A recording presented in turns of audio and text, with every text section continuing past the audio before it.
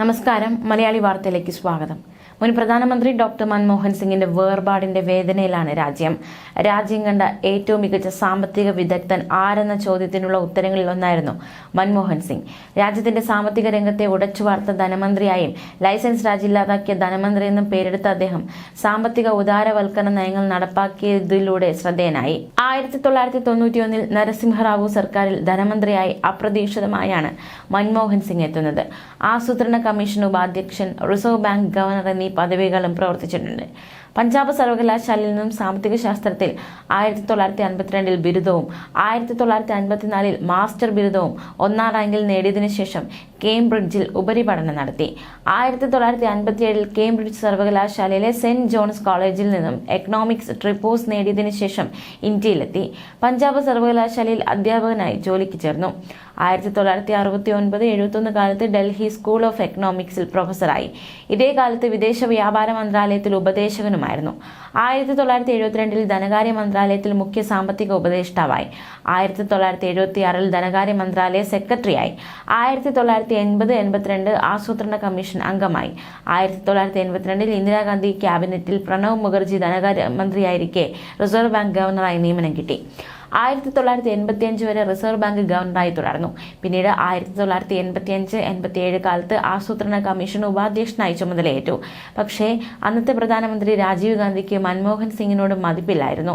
ആസൂത്രണ കമ്മീഷനെ കോമാളി സംഘം എന്ന് രാജീവ് ഗാന്ധി വിമർശിച്ചതിൽ പ്രതിഷേധിച്ച് രാജിവയ്ക്കാൻ ഒരുങ്ങിയ മൻമോഹൻ സിംഗിനെ ഏറെ പണിപെട്ടാണ് പിന്തിരിപ്പിച്ചതെന്ന് മുൻ ആഭ്യന്തര സെക്രട്ടറിയും CAGയുമായിരുന്ന CG സോമയ്യ അദ്ദേഹത്തിന്റെ ആത്മകഥയിൽ പറയുന്നുണ്ട്.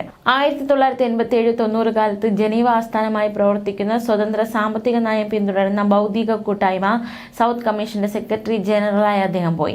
1991 ജൂണിൽ കേന്ദ്രത്തിൽ കോൺഗ്രസ് അധികാരത്തിൽ തിരിച്ചെത്തിയപ്പോൾ ധനമന്ത്രിയാകാൻ പുതിയ പ്രധാനമന്ത്രി നരസിംഹറാവുവിൽ നിന്ന് അപ്രതീക്ഷിത ഫോൺ കോൾ മൻമോഹൻ സിംഗിനെ തേടിയെത്തി.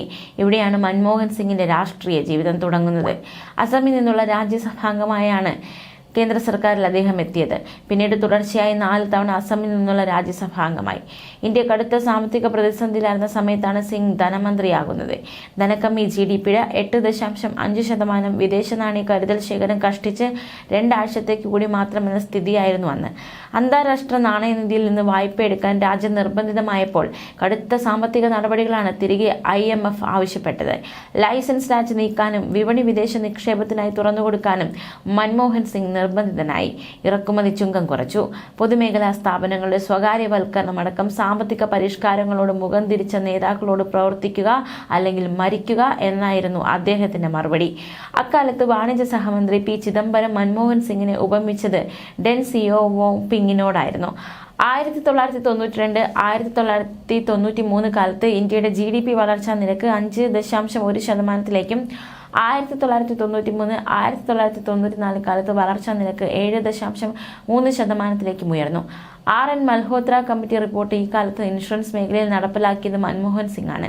തനിക്ക് ഉപദേഷ്ടാവിനെയും വഴികാട്ടിയെയും നഷ്ടപ്പെട്ടെന്ന് പ്രതിപക്ഷ നേതാവ് രാഹുൽ ഗാന്ധി പ്രതികരിച്ചിരിക്കുകയാണ്. അപാരമായ വിവേകത്തോടെ രാജ്യത്തെ നയിച്ച നേതാവാണ് മൻമോഹൻ സിംഗ് എന്നും അദ്ദേഹം പ്രതികരിച്ചു. മൻമോഹൻ സിംഗിന്റെ വിനയവും സാമ്പത്തിക ശാസ്ത്രത്തെക്കുറിച്ചുള്ള ആഴത്തിലുള്ള ധാരണയും രാജ്യത്തെ പ്രചോദിപ്പിച്ചു.